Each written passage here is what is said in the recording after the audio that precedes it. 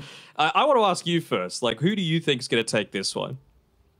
I really like this Lesh last pick. I think it helps a lot of the issues that they had prior in regards to their damage, and I'm a bit concerned they're actually not going to be able to kill the Lesh in a game like this. I think with how he plays around with Radiant's draft, they're going to look to get super aggressive, and that's kind of the one thing that I'm looking at here at the moment for Radiant. I think this Lesh last pick was probably one of the better ones they could go for. I'm a big fan of it. So yeah, I think just solely based off the Lesh, just favoring Radiant.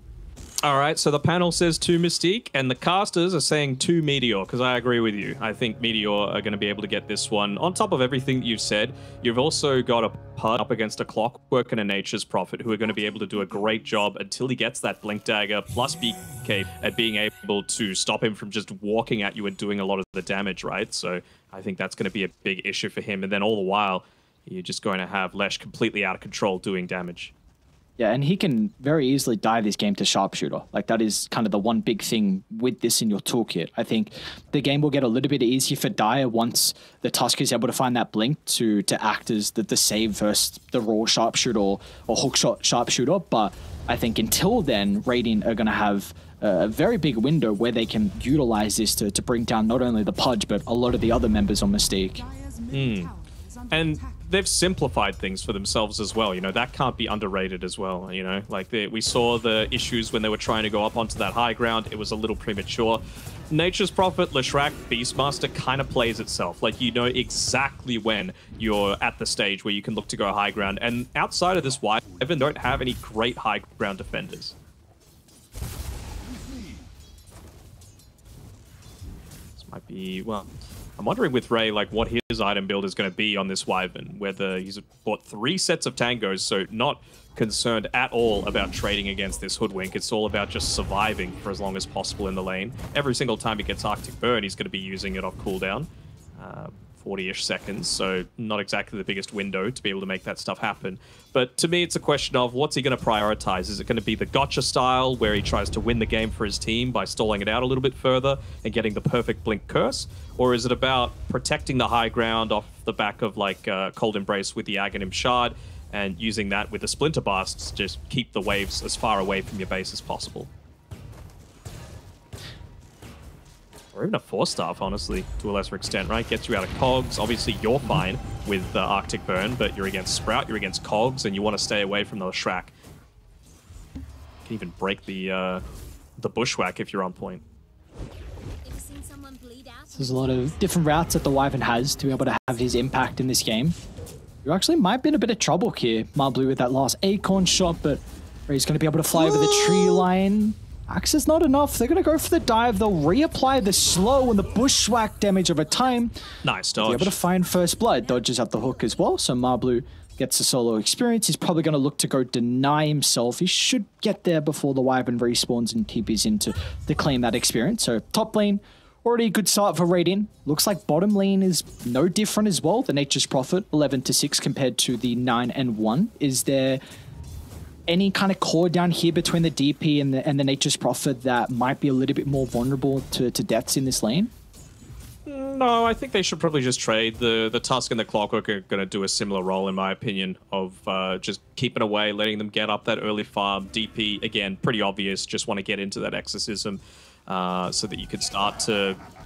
he's the only one that's going to be doing any kind of tower pushing, right? So it's going to be on the back of him, with a zone rotation coming through on his Ember Spirit if they're going to try and open this map up at all and enable the Pudge to farm. Because, as I mentioned, very important for him to get, like, honestly, 3 different items before he's able to contribute anything to these team fights. What are those items that you're mentioning as well, those 3 items? He needs Blink and BKB as the big 2, and Aghanims to make himself actually feel impactful. But he's, in my opinion, like a non-contributor, basically, if he doesn't have at least the Blink BKB. Is there some trouble here? Molasses another round of the axes. Ray, I think he was trying to pull the wave to get the Equilibrium back underneath the tower, but Meteor used that timing perfectly. I should say Mystique. No, Meteor, I was right at the start. 2 M's, and then the 4 M's from and... There's a lot of M's. How do we keep up with all the M's? It's just... I told you about how I chose my favorite football team. No, you haven't. There's a reason How for did this, you, okay? So, It just goes back to my ego. So basically, Mum was trying to get me to follow her team, and then I saw a different team playing, and that team had 3 Matthews on them, and I'm like, that's my team. Of course. All right. It's all about the M. It goes back to the power of M, dude. Then okay, Matt does go for Richmond, one of the worst teams. Greatest clubs. So, tough to see. You're an Essendon fan, aren't you? We don't have to bring up my club. Yeah, it's always we can also change topics. It's always a bit difficult to speak about sports. And this is esports, man, digital sports. Digital sports, but it feels like there's a bit of a gap there. I don't know. In particular, Australia is very Aussie rules football is very not as well known across the world. Should be. It definitely should be. Right, top lane should end up going down. This lane's starting to get pretty out of hand here. 3 kills now between the Beastmaster and the Hoodwink. Yeah, I mean, I'm the biggest Wyvern simp you'll ever meet, right? But it's like, against this Hoodwink with a Blightstone, there's just nothing that you can do. You're already giving up at least a 10 attack damage differential, and then he's got the Blightstone, so bringing you down to 1 armor while right-clicking you from greater range. Like, it's just a terrible, terrible situation to be in. So while it might be decent for the game, this is why I was so... Oh, they got him. Unless... Oh no, he sidesteps away from the ball. Really nicely done, honestly, from the Hoodwink to go to the right instead of towards the creeps.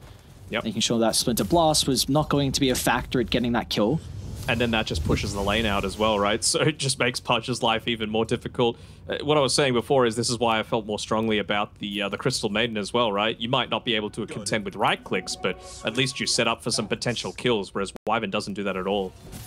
They could be in trouble. Lesh has a haste rune and he's already activated it. Starting to make his way top. The Nature's Prophet's even got to consider about TPing. He'll actually cancel that one. Just expecting the Leshrac to have plenty of damage by himself, so they won't need the carry on Radiant. Lesh will be able to do the dirty work. Does indeed land the stun as well. Beautifully done from YRG. He's having some mana issues, however. Once he can get over the tree line, Cold Embrace actually going to be able to protect him, and YRG will not secure the second kill. Zone's going to be very happy about that. He's used the time to push the lane in. It's around the time where he's kept this siege creep alive as well. I wonder if he'll even consider glyphing up his own wave just to keep the siege alive. Or might even tank it up himself. Oh, that would have been fantastic if he was able to get that one, especially with the Leshrac with very little mana to be able to play with. And Zone could be that person to help kind of rectify how this top lane has gone so far. He's top of the net worth. There's almost like a 700 gold advantage over his counterpart in the mid lane. So maybe off the back of some power runes, we could see this Ember try and help out the Pudge's lane. He's going to need to, that's for sure. I mean, even going up against the Nature's Prophet to a lesser extent, right? And the Beastmaster with these massive zoo potential. Sleight of Fist does a great job of being able to counter that. Which it is already maxed out. He's got that Orb Corrosion as well, so... They're going down this you're not build getting where any kills with these support combinations. No points in the Searing Chains just yet. No need. Close to the phase boots as well. So yeah, Zone's off to a great start, but it's just how can he look to put his mark on this game? Is once again, Pudge actually going to be able to find a hook under the tower. They might be able to turn it though. Molasses with the roar should help get some distance away. Nature's Prophet's going to TP in as well, as the Cold Embrace will do nothing but keep the Pudge into place, and now they'll even be able to lock into Ray. Nature's Call now means that there's plenty of creeps to help with the push, so this is going to be the first tier 1 tower of the game going towards Meteor. Now this game it's expected. Last game I wasn't expecting them to be able to get all 3 tier 1 towers at a super early state, but I mean again, Beastmaster, Nature's Prophet, it kind of plays itself. So he's got the Helm of the Dominator, of course, very important that his micro is on point, which it has been so far, to make sure that you're not just giving that one up for free to the Pudge, who, speaking of Pudge, looks like he's going into that early Vanguard. Of course, very important to be able to pick that one up against a lot of this little damage. So, like I was mentioning before, Blink, BKB, and Vanguard, those are the 3 items that he really needs. We just saw Prior bottom lane, NJ, in combination with the Tusk, was able to get a kill with that Exo. Now they are able to continue to chain that into their own tier 1 tower as well. But of course, that's really the only time you really have to push on Dire. Whereas Radiant, when it looks like they're already starting to consider about making their way over to mid. Molasses just hits level 7, so he's got that maxed out ball. might be ready to go with 3 points in Edict as well. Got to be so cautious on Mystique on how you get set up around this tier 1 tower, because you can't let it go down. No, not for free. They might choose to wait, like just pick up a little bit of the farm, wait to play around that that 10-minute timing with the siege creep as well, especially considering you know that the exorcism was popped previously, so they feel like they're still going to be pretty heavily lacking in damage on Mystique's side.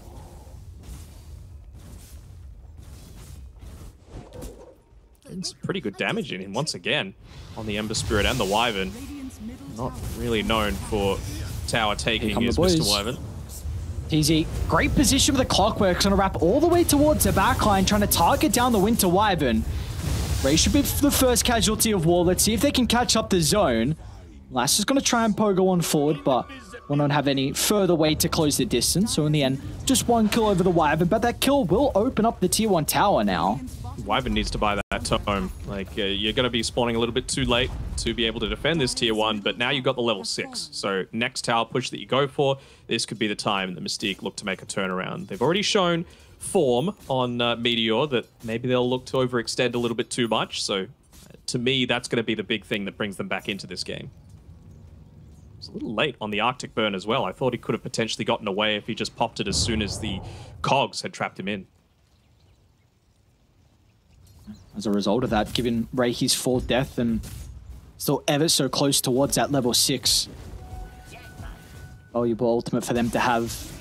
And counterparts in this game, we see the Nature's Prophet's gone down this Midas route, so he is ridiculously farm. We'll see if he's going to be able to utilize that farm to help defend the tier 1 tower, and looks like it won't be the case. So really important that Dire are actually able to find an objective without even having to commit the Exo. Yeah, so I was just about to mention that. I mean, the fact that NJ came mid but didn't pop the Exo, I'm a huge fan of it, right? Because he has the mechanism, he's still very, very hard to take down, but it still enables you to get a little bit more of that team fight, that map control for yourself. So yeah, I'm really expecting to see him where he does play next. Oh, actually, he's getting Ghana. What? All right, NJ, raw inside the river. Nothing Ray can do. He'll let that's a creep. Curse, but it's a creep, my friend. 100 gold. Hero and the okay. Okay. Okay. I don't know how that just happened. High ground, brother. Sorry, I should say. Well, you're right. I was in my head. I'm like 100% gonna hit. 100%. It's just it's gonna work. It. They'll get the core as well as the kill onto NJ and. Oh, if it's your carrier, 100% it hits. But enemies miss every time. See, they're not missing so far in Radiant. A great start for them and still continuing to get a lot out of the map. I asked before, like, what can we expect out of zone to really help make amends with how the other lanes went? We haven't really seen a whole lot of him. Well, he got a tier 1 tower mid. I mean, that's probably more than you can ever ask from the Ember, but what else can he do this game for Team Mystique? What can zone do? I don't think he can do anything on his own. That's the issue, right? You're playing against, you're playing with a Wyvern and a Tusk. Tusk, Ember, not really a combination. Hodge in some trouble, TZ. He's got to hook in. They've got the Nature's Prophet out to the left side to get the damage required to kill off the carry. And there's nothing that Ray can do once again. Spoke with the Winter Wyvern potentially having some issues, at least early on with the Cold Embrace to help protect some of his heroes, and wasn't even able to put that into play. Yeah, it still was a couple of seconds off cooldown, unfortunately, so wasn't able to get that defense coming through as Ray has to be careful with where he's walking. You got Marblue and Molasses here waiting to try and pick him off, but well, they won't be able to do that. Far, though. No, the wraparound zone and DWQ. They're going to try and get something out of this. They're going to play the distance game, though. Zone away as far as possible to make sure he doesn't get brought down. They're going to turn their attention over to the Tusk with a late hook. Close from Pudge to keep his support alive, but unfortunately not enough. And still making him work for the escape, but like you said, there's nothing he can do by himself. I'm not the biggest fan of item build. He's going straight into the Aghanim Scepter, and it's exactly what we've been talking about, right? Like, you've got multiple stuns on the team. You've got Sprout and the Cogs to be able to just prevent him from getting right in on top of you. Hook needs to be Cogs back into the Split Earth. Have they overlapped their stuns a little bit too much? And that's not the case. A beautiful combo out of Meteor to be able to get that difficult kill onto the Ember. I like the priority as well, making sure the Ember goes down, because he doesn't quite yet have that Maelstrom. So they still feel fairly free to be able to just move on forward, and be able to make a lot of sieges happen around these towers. I mean, you've nearly got the Helm of the Overlord, and it's only 14 minutes. Just about a minute or so away here for Molasses. And, well, he's going to be playing during the nighttime with the Hawk Vision, so it's going to be a big advantage coming through from Meteor in the next little bit. Expect them to make the most of this glyph being down and make a play around top side, you would assume. It's really scary now with kind of the status of this game. They're winning all these little skirmishes without even having these big items. Bloodstone's almost done. Oh, they smoked underneath the Hawk as well, so they know exactly what's coming. They all back off. You just watch everyone on Meteor sweep back towards their tier 2 tower, play inside the trees as much as they can. Put himself forward because he's got that invis rune to be able to potentially pop it, but yeah, no one's dying here on Meteor Gaming off the back, but pretty big investment where, again, you're not farming while all of you are moving across the map. You're going to be very close to a stage where Radiant can just force down this Roshan. Then Helm of the Overlord, you said the Bloodstone. Probably the items they're waiting for, it just maybe depends. Do you think they can move into the pit even without a pickoff? Will they be that strong enough with these items? I think you just want to take tier 2 top first, take the outpost, and then go Roshan, just to make things a little bit safer for yourselves. You've got the Bloodstone to be able to play around with. Again, Helm of the Overlord, 75 gold away, no glyph. Prophet pushing in top tower with a Midas, by the way, so he's even setting himself up to scale into the later stages. See how much farm he's been able to pick up, closing in on the Gleipnir for the Nature's Prophet. Close. I mean, a lot of damage on a YRG. Bloodstone's still on cooldown for a little bit of time. They actually might be able to blow him up as Dire. That is a huge kill for them to find. They might lose the Pudge down bottom, though. Molasses in combination with the Nature's Prophet. They're going to hold the Roar into the Dismember to make sure they can cancel that as soon as it is activated. As well, across the map, they'll find their own kill, but it might come at a cost. His Zone can Remnant on full to continue to chase down onto Molasses as Beastmaster, but it's just Zone at the moment, and he won't get lucky with the chains. Goes into the boars instead, so Molasses can reposition out the safety. Now the Nature's Prophet, he's come back for revenge. He's got to respect NJ, however, with the Exorcism activated. They will be able to back away. Regardless, even though you don't get the kill onto the Ember, that is a big ultimate expended to no avail from NJ. Comes back, though, not full health and mana, not getting the full fountain regen coming through. How long's left on the Exo? Yeah, only about a quarter duration, so shouldn't be able to do any damage to this bottom tower. Still, though, taking out YRG, very, very significant kill to be able to stop the farm from accelerating too much, as YRG is actually looking around this Roche pit, feeling like maybe with the Helm of the Overlord creep, they can be able to take it out. Maybe with Exo on cooldown as well. That could just be something that they don't have to be too worried about for a potential fight around Roche. It's going to fall pretty fast. It doesn't look like there's any way they'll get in the neighborhood to be able to contest it, so Radiant now have this first advantage of Roshan. Age is probably in the hands of YRG, and yep, that'll be the case. It's just so hard for you to have any kind of vision on Mystique as well, right? Like, they've done a fairly good job of playing around this bottom rune, bottom Observer Ward, keeping as much information as they can, but that's not where Meteor want to play. They're like, well, we've taken Roche, and now we can just look to take your entire top 2/3 of the map away from you. You know, we're happy to give up 1/3 if it means that we're just going to continue to extend our lead with this early pushing lineup. Like this 18-minute push, I like this push. We'll see if this time it's going to be successful for Meteor. Pretty much the same timing as game 1 where they walked up higher ground. And the result of that lost team fight pretty much gave away the game. We'll see if that's going to be a similar case as Pudge just autos is into the middle. Wyvern's able to find an incredible curse onto 3, as now they can look to turn it over the other forces of Radiant. They're in trouble for the moment as YRG still can play around with a second life. They'll finally be able to bring him down, but can Radiant stick around to set up for round 2, as it doesn't look like it's going to be the case. YRG on his own devices here, but Dire are hesitant about continuing to go on forward, and I mean, you've got to be just pretty happy with the fact that you defend the tower, get 2, and get rid of the Aegis pretty early on. Yeah, probably not the best to clump around against a Wyvern, right? Just giving him the perfect Winter's Curse opportunity, even with the help of the Overlord creep helping him out as well. I thought that was the big advantage of this draft versus the previous one of looking to high ground. You could just let your creeps do the majority of the work and force the Wyvern to potentially expend that Winter's Curse just to be able to stop them from going into you before you're able to actually defend. But well, they just clump up for him and say, you know what, here you go, have a free kill, stop the push. Some more kills across the map. Bottom lane, Nature's Prophet should get the kill onto Tusk. Meanwhile, inside the river, the Ember has been caught out, though. They're still going to continue to try and chase down Tusk, however. TZ off the mark with a hawk shot, clipping onto the small camp. Molasses are going to try and TP into the tier 1 tower, but they will not catch up to the Tusk as he ducks into the tree line. Regardless, Meteor have to be pretty happy with getting that kill on the Ember. They're in a perfect spot to be able to capitalize. Now getting a tier 1 tower for their own reward. BKB coming next for on his Pudge, and well, I like it. Again, though, I need more. It's just, can you stall it out long enough for you to be able to counter this? They've got the potential for it, sure, and it's still a really good Pudge and decent Wyvern game. Who they caught?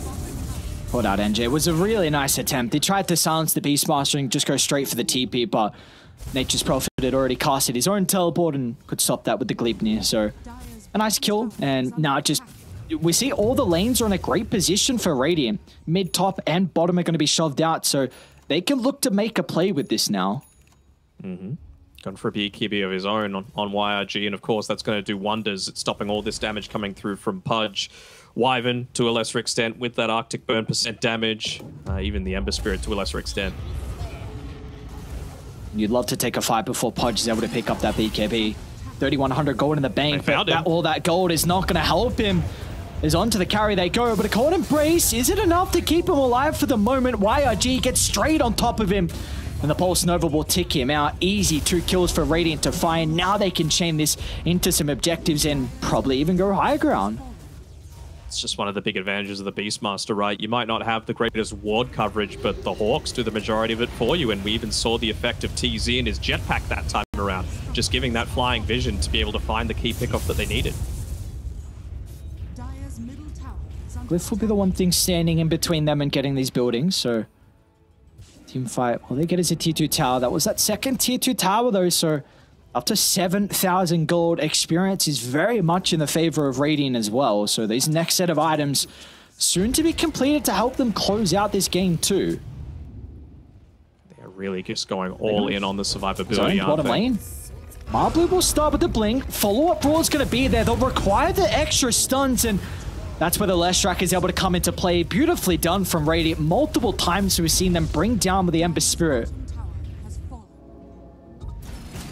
There's the potential there again for... Oh. They're onto the Tusk this time, so TZ, both supports, trying to chain their abilities together to bring down Mr. Tusker. The shards, is it enough to get him out? Nature's Prophet's going to be able to TP him with a Gleipnir from afar. They'll be able to find another kill. It does kind of turn them away from the higher ground though. Yeah, I don't think he's too unhappy about that, to be honest. He nearly even got away with the Blink Dagger just being a second off cooldown. But this is what I was talking about with the Wyvern, right? It feels like they've been pushing in fairly easily. You don't have that Cold Embrace. He's actually got more points into the Arctic Burn instead of the Cold, which I'm a little surprised about, considering he's got Pudge and DP to be able to layer it onto. 4 staffs nearly completed, so obviously that's going to be able to protect his teammates quite handily. But I want to see him go into a Blink Dagger straight after that if Cold Embrace isn't the strat that he's going for. There's been a few times now, obviously the High Ground Siege was one of them, that they've been a little bit too clumped on Meteor, and I feel like it's very punishable. It's just a question of can they get to that kind of timing where those support items are going to pay dividends, because right now you're just hoping you can find the farm on the cause, and that's why Zone's down in the lane, but once again he's going to be caught out. This time they won't be able to secure the kill. They were lacking that +1 to get the damage or the control, so we'll get out of danger. Now completes the Chiron Sun, so we'll help a little bit more with his own survivability. Bit of extra damage as well, can never hurt. They run into the triangle. EQQ with NJ. Able to kill off Marblue, but Nature's Prophet is just freely right-clicking. NJ a little bit hesitant about just running straight towards the NP to make him think twice about getting that damage out, but it will not matter. Another kill going their way, and importantly, they reoccupy their triangle. Yeah, and I mean, to me, the most important thing is that's just attention away from the Pudge. He's finished up his BKB, he's 1,500 gold away from the Blink Dagger. They know that they've got some kind of vision there, otherwise no reason for that hook shot to go in onto just then. But yeah, I feel like any time that they're just giving up a support to create space for Pudge, they're happy with that. They've smoked under a Hawk once again, so immediately all full-on retreat coming through, even the blink back on Molasses to make sure that he's not getting picked off for free. Might actually be TZ trying to put himself in harm's way so that they can stay out on the map and farm and continue to extend this net worth lead. Not quite sure where they are at the moment. They scanned inside their own jungle, so YRG's got to run straight into the but instantly pop in the BKB. And what do you do now with this activated? Curse is going to hold him into place. They've done a pretty good job to waste out this magic immunity, but can they go back in afterwards? Over back towards the jungle. The Pudge getting control for the Roar, but the right-click damage starting to come through for the Nature's Prophet. Pudge will get the Dismember, but it doesn't matter. He'll still go down in the end, and now they can turn their attention over to NJ, continuing to kite the X's in, but the Nature's Prophet has way too much farm to give a care in the world. As Radiant, nice 13,000 net worth lead, boosted up even more after that incredible team fight from them. Yeah, worked out real well. The power of the Beastmaster, man. We're going to keep saying it, right? Even though he ends up being the only one to die on Team Meteor. There's the Hawk vision, giving him so much potential to correctly position themselves. They throw the beefiest hero that they've got on their team on the front lines in YRG. And yeah, team fight goes completely in their favor. Pudge did have that issue as well, right? Wasn't able to get right in on top of the target that he wanted because he's still a little bit short of that Blink Dagger. I feel like you have to just sit back and farm this one even though you're this far behind. Unfortunately for them, he won't be able to get it before this second Roche is up, and that's going to be the one with the Aghanim shard as well, so I would assume it's going to be Beastmaster that picks that one up just for the dive bomb coming through from the Call the Wild Hawk. Very, very handy to have that one picked up. Might even be Hoodwick, to be honest, just to give him a little bit of extra burst potential with the Boomerang. Yeah, I mean, that's control around that pit too. Make an argument for both. Why would you, in a game like this, why would you want maybe the Beastmaster or the Hoodwinks? I think it's just going to be dependent, honestly, on how Mystique play it, right? Like, if they feel that Wyvern's positioning hasn't been amazing, then probably the Beastmaster Hawk is going to be good, right? Because it's going to lock him in place. It means that he might need to expend an earlier 4-staff, and then you can exploit the game off the back of that. But if Wyvern's positioning is good, and you're able to get Curse, Cold Embrace saves off, then maybe you need that little bit of extra bonus damage to amp up your magic damage so that you actually don't care about the Cold Embrace. Let's see where that shard's going to go. Don't give it to the only other person. The Lishrak ends up picking it up. It's decent for sieging high ground, I suppose. Yeah. And I mean, especially considering Pudge has only used the BKB once, so it's not too bad in that regard, right? But anytime he's pretty close to Blink, yeah. Sorry, go finish. Yeah, I was just going to say he's... Yeah, go. I was just saying that you can lay the Split Earth down on the ground, and then, you know, eventually you get to the stage where Pudge can't just continue to try and stand on you. Uh-oh. Oh. Speaking about the Pudge, you still don't have your blink yet to escape. We'll turn and activate BKB. Is there anyone to cancel this? Look at them split away so TZ can find that opening for the hook shot. Now the rest of Radiant will instantly funnel into their neighborhood. Oh, and he just buys it before he dies. No buyback now. Oh. 45 seconds without the Pudge, and you're not going to have the Tusk as well for this defense. Molasses finds an opening, and the rest of the boys move on over instantly. Bro, you're going up attention against over another kill. A Lesh, a Prophet, and a Beastmaster with no buyback. I mean, this is going to need to be the greatest winner's curse of all time. Oh, look at Molasses. Oh, okay. Look, hang on, man. I know you're 18k ahead, but this is a ballsy TP. Dude! He doesn't care! Oh my god, that's the perfect showcase of how far ahead they are. The Nature's Prophet just TPs in the middle. It's just a bully pushing them away from their own base. They get a good curse that secures the Aegis, but they needed more out of it. Pudge is about to respawn. The Cold Embrace will not keep the Death Prophet alive, so it's going to be a 4-on-5. Radiant is starting to get out. Pudge actually jumps into the Split Earth stun, so he doesn't get that instant dismembers under the cover of the BKB. YRG can charge on forward. without a care in the world. There's nothing they can do to slow down YRG's Leshrac. Yeah, not wanting to pop that Dismember until he had the BKB off cooldown. It's only just happened right now, so you get a buyback out of the clockwork, but again, it's just more and more damage getting through onto this base. And to me, Meteor, they're being a little ballsy going through with, you know, teleportations in like that, but still feels like they're in a state to do it. This isn't the meager 3k net worth lead that they had previously. They're by far ahead. Zone, is he going to get caught out? Hook just shy. And without Hook revealing itself, Zone's like, all right, I can't go for any more. You take a look at the item he's got queued up. That's not a good sign of the status of this game. Who it is? Zone, he's gone 4-staff. Ooh, yeah, that ain't good. Yeah. Molasses? Snowball timing's going to be able to prevent the roar. Molasses is taking enough to still find the ultimate, and now with the Leshrac nearby, there's so much damage. Ember gets blown up. He's even going to buy back to look to re-enter the fight, but can he get much out of this use of the buyback? Will turn over towards the Beastmaster. They'll finally be able to slay the offlaner, but that's just not a worthwhile kill as Nature's Prophet. The Sprout onto 2 once again.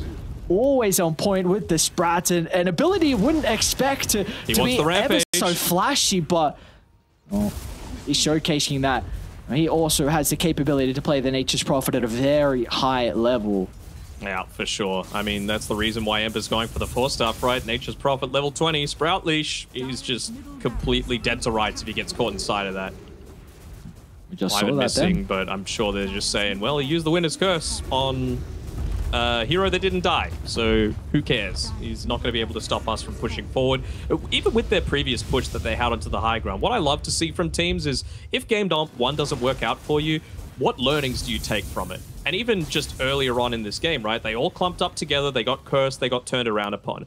That siege was very different. It was Nature's Prophet standing in on the front lines, by far the top net worth, plenty of survivability, no heroes near him at all. And the one hero that did was the Leshrac, who had the Aegis anyway, and he was about to die and he had no mana. So it was actually fine to get them to expend the Winter's Curse just to get that kill onto an Aegis. So good little changes coming through here.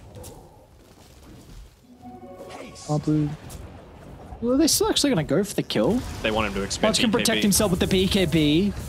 Still, the damage might come through regardless. Which if the Nature's Prophet won't be able to continue the chase. Hook shot from TZ catches up to the Winter Wyvern. Now all of a sudden, Radiant continuing on inside the base, looking to pillage more and more. I'll pay some respect though at the tier 3, reset the positioning. Yeah, that was not the spot to TP for Wyvern, right? You've got probably a bunch of the scariest heroes in the game as a Wyvern that are just able to get it on top of you and burst you down, and you TP down onto the low ground. A little bit sus, and it means that he needs to use the buyback as well.